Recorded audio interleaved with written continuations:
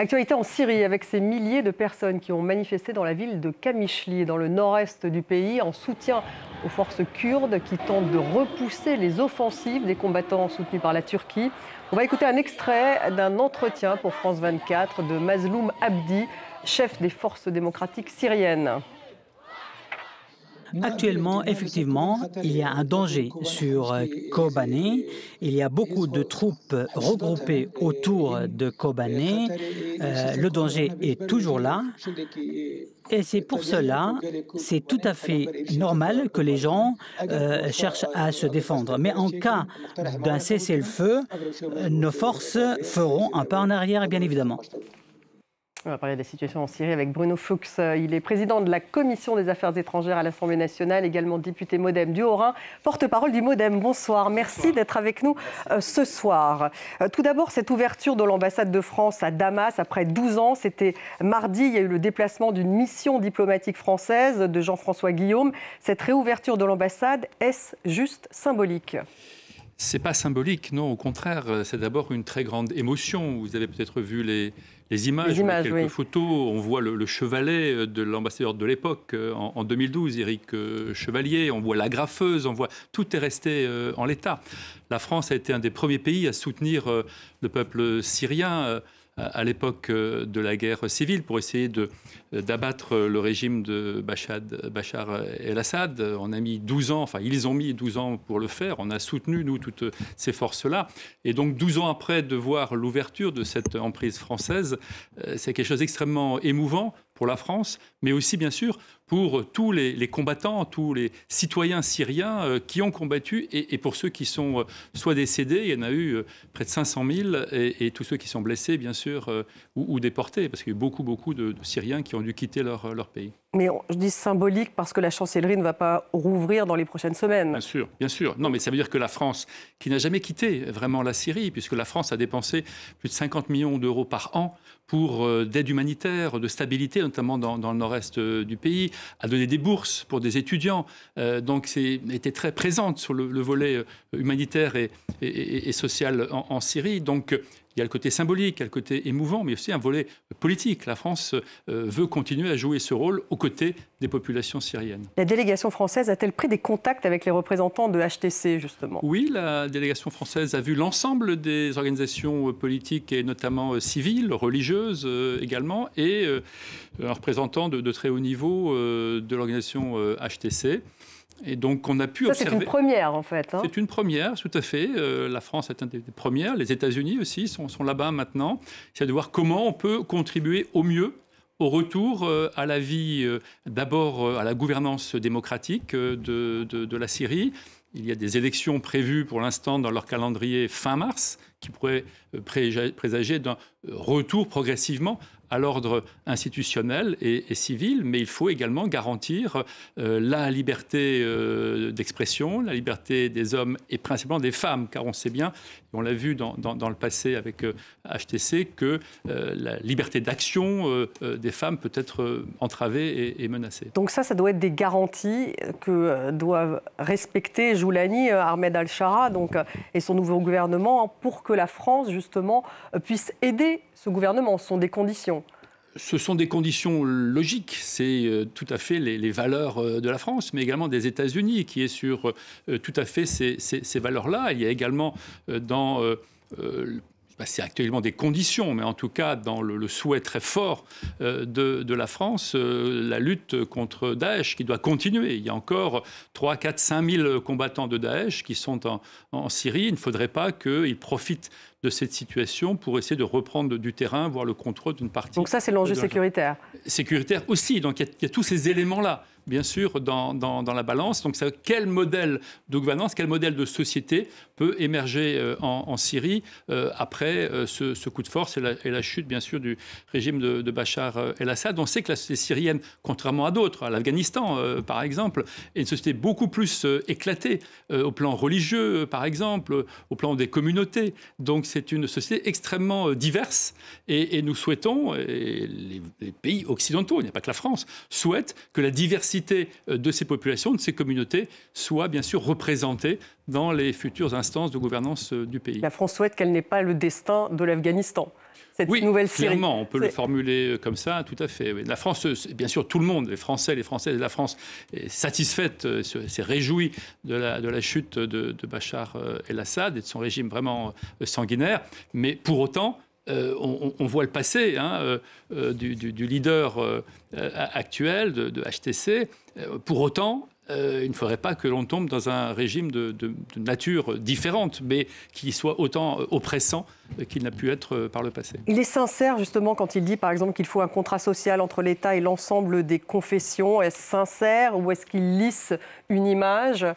Alors, peut-être deux éléments là-dessus. D'abord, il y a son passé, effectivement. Il y a eu un passé que vous avez rappelé à plusieurs reprises sur votre antenne, de combattants intégristes et même des violences terroristes, on l'a dit. Mais depuis 2016, il a évolué. C'est ce qu'il dit en tout cas. Oui, oui, mais même de fait, pour les gens qui ont été à Idlib, et pas mal de reporters ont pu y aller depuis cette période, la vie à Idlib était assez différente. Il a combattu Daesh très fortement.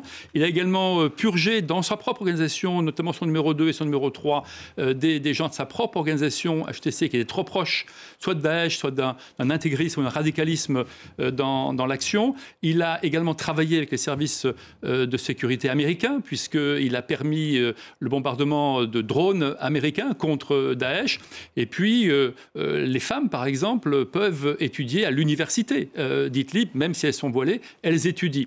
Et donc, tout ça, c'est des éléments qui montrent qu'il est dans une autre logique qu'une logique purement intégriste, avec un islam certainement très conservateur, mais en tout cas ouvert. Et deuxième élément qui est absolument important dans cette première phase de reconstruction de la Syrie, c'est qu'il n'a pas d'armée, ou très peu, en tout cas lui-même.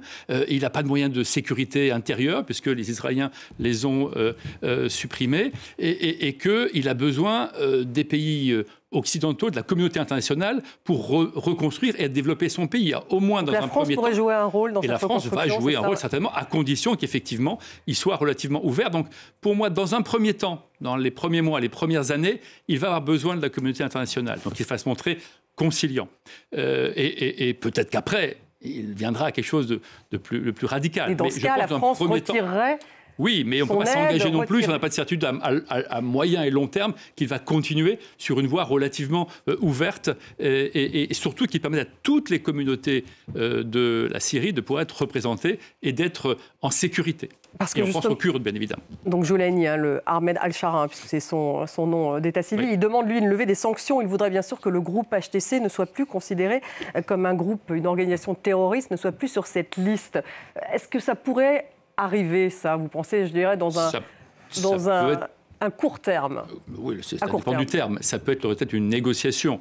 Parce qu'effectivement, depuis quelques années, il donne toutes les preuves dans son comportement, de quelqu'un qui n'est plus terroriste. Il l'a été. Alors après, c'est comment on évalue les choses. Est-ce qu'on est capable de faire une sorte d'amnistie sur le passé parce qu'on se projette dans l'avenir et qu'il est capable aujourd'hui. Tout ça, ça va être partie de négociations internationales qui permettront peut-être, s'il s'engage sur le long terme. Je rappelle qu'il y a des élections, normalement, qui sont prévues fin mars. Vont-elles se tenir dans un pays aussi chaotique? Je n'en sais rien. Mais en tout cas, l'intention est là. Donc il y a peut-être une volonté, en tout cas affirmée, d'un retour à un ordre civil, institutionnel, et donc une vision d'une gouvernance peut-être démocratique, en tout cas proche d'une gouvernance démocratique. Et si c'est le cas, à ce moment-là, HTC devrait sortir de l'organisation terroriste. Certainement, et ce sera une des composantes de la vie de la Syrie, mais au même titre que d'autres composantes de cette vie syrienne. On a écouté le commandant justement des forces kurdes au nord de la Syrie dans cet entretien exclusif pour France 24. La question kurde, on peut dire que c'est un des défis majeurs tout de même de cette nouvelle Syrie. Erdogan, lui, qui affirme que l'armée turque, enfin en tout cas c'est son bureau qui le dit, poursuivra ses préparatifs à la frontière turco-syrienne jusqu'à ce que les combattants kurdes du nord syrien déposent les armes. C'est le ministère turc de la Défense qui dit ça. Votre réaction ? On a deux sujets. Il y a le sujet d'abord sur l'intégrité et la sécurité de tout le nord-est et des régions dans lesquelles se trouvent parce que pour l'instant, il y a toujours un conflit des Kurdes. Ça, a priori, pour l'instant en tout cas, on l'a vu lorsque l'aéroport de Damas a été repris. Kurdes ont pu partir et HTC n'a pas commis de bagarres, d'exactions, de fusillades, en tout cas contre les Kurdes à ce moment-là. Donc il y a une volonté, en plus affirmée par les Américains, par la France très claire, de préserver l'intégrité des populations et des combattants kurdes. Il y a un deuxième sujet qui est celui de la bande dans le nord, à la frontière turque, revendiquée par les Turcs, où ils veulent une zone sur tampon de 30 km. Zone tampon. Voilà. Et ça, c'est un deuxième sujet. C'est deux sujets qui se rejoignent, mais deux préoccupations différentes. Et les combats, pour l'instant, pour cette zone tampon continuent d'exister. Et là, je pense que c'est une négociation aujourd'hui entre les différentes organisations internationales. Le président français a eu le président turc au téléphone il y a 2 ou 3 jours. Ils ont bien sûr parlé de cette question-là. Et là, ça devrait faire partie d'un accord international. Un accord de cessez-le-feu. En tout cas, les Kurdes aimeraient justement qu'il y ait une sorte de garantie internationale, plus une présence américaine. Un accord avec les Turcs sur ce sujet-là. Mais c'est deux sujets pas différents, mais de nature différente. Et la France pourrait jouer un rôle dans ces garanties, éventuellement ? La France est présente en Turquie, vous l'avez vu. Il y a une délégation diplomatique qui était, comme vous l'avez dit, en Syrie il y a 2 jours. Et donc la France va jouer un rôle, bien évidemment, oui, très, très fortement. Un mot sur l'armée syrienne. Est-ce qu'elle doit se retirer du Golan ? Normalement, elle va se... L'armée syrienne, vous parlez L'armée israélienne, c'est ça, oui. Normalement, elle doit se retirer, bien évidemment, oui. Enfin, elle ne peut pas occuper des territoires qui ne sont pas des territoires israéliens. Benjamin Netanyahou affirme que les troupes devraient y rester indéfiniment. C'est ce qu'a dit le Premier ministre. Il peut y avoir des divergences entre les visions israéliennes et la vision internationale et du droit international. Oui, ce n'est pas la première fois qu'il y aurait des divergences de vues entre le droit international et la vision de Benjamin Netanyahou. Bruno Fuchs, vous êtes quand même député du MoDem, donc une question politique tout de même. Si vous le souhaitez, oui, François Bayrou, MoDem, qui a indiqué qu'il allait nommer son gouvernement avant Noël. Il a réuni les chefs de groupe parlementaires. Il aurait proposé d'ailleurs aux chefs de parti hors RN et LFI d'entrer au gouvernement. Est-ce que c'est la bonne méthode ? La bonne méthode, c'est d'élargir au maximum le champ politique. Parce que aujourd'hui, l'attente des Françaises et des Français, c'est que le Parlement, qui est éclaté, il y a 3 grandes forces politiques, puisse s'entendre pour satisfaire les attentes des Françaises et des Français. Il faut sortir du champ purement politicien. Les attentes, c'est que l'on se parle et qu'on travaille ensemble. Maintenant, c'est au Premier ministre à trouver les conditions pour convaincre la gauche, le Parti socialiste notamment, et les écologistes, si ce n'est pas de participer directement, en tout cas de ne pas être dans l'opposition systématique pour permettre à ce que la France trouve un budget et qu'on puisse répondre aux attentes très très fortes des Français, des agriculteurs, des personnels de santé, l'éducation nationale, les forces de police qu'on ne peut pas recruter parce qu'il n'y a pas de budget pour 2025. Justement, je veux dire, l'équation, l'Assemblée nationale ne va pas changer entre Michel Barnier et François Bayrou. On est toujours dans ce tripartisme, vous le dites vous-même. Donc comment peut-il en fait faire mieux que Michel Barnier sur un budget 2025 ? Il doit donner des garanties à la gauche, qu'il les a entendues et suffisamment sur les retraites par exemple. Donc revenir effectivement sur la réforme des retraites. D'une façon ou d'une autre. Il faut revenir sur la réforme des retraites. D'une façon, ça voudrait dire, eux demandent un gel de la réforme des retraites à gauche. Mais ça veut dire que... Il pourrait leur donner satisfaction, vous pensez ? C'est possible si on trouve des moyens de financement. On ne peut pas dire on gèle la réforme pour la geler si derrière il n'y a pas des moyens de financement, parce que c'est encore de la dette. Tout ce qui n'est pas aujourd'hui autofinancé, c'est de la dette pour demain, pour nos enfants. Et donc, il faut sortir de cet engrenage funeste de dire on dépense, et demain, ce sont nos enfants qui vont payer. Donc, on ne peut pas continuer comme ça. Il faut de la responsabilité politique pour travailler les uns avec les autres et être capable de faire des concessions au camp d'à côté, même si on n'a pas envie, les Français l'attendent, mais aussi sur la dette. Si on n'a pas envie, donc en fait tout le monde doit faire des compromis. Tout le monde. Le Premier ministre, le premier, doit créer les conditions pour permettre à une partie de la gauche donc revenir éventuellement sur la réforme des retraites pour attirer la gauche, et à droite... Mais à droite, ils participent déjà au gouvernement. Il faut donner des garanties qu'ils pourront continuer de participer sans qu'il y ait une augmentation des impôts considérable. Parce que les impôts, trop d'impôts, c'est le ralentissement de l'économie, et donc c'est du chômage, et donc c'est de la dette dans 6 mois ou dans 1 an. La marge de manœuvre est quand même très fine. Elle est très faible. Il n'en a pas plus que Michel Barnier, ou très peu. Donc lui n'est pas tellement le sujet. C'est surtout les partis autour de lui qui doivent comprendre qu'enfin, il faut arrêter d'être dans une logique soit politique, soit d'intérêt personnel, pour 2027 par exemple, soit d'intérêt partisan, Les Français attendent que nous travaillions les uns avec les autres.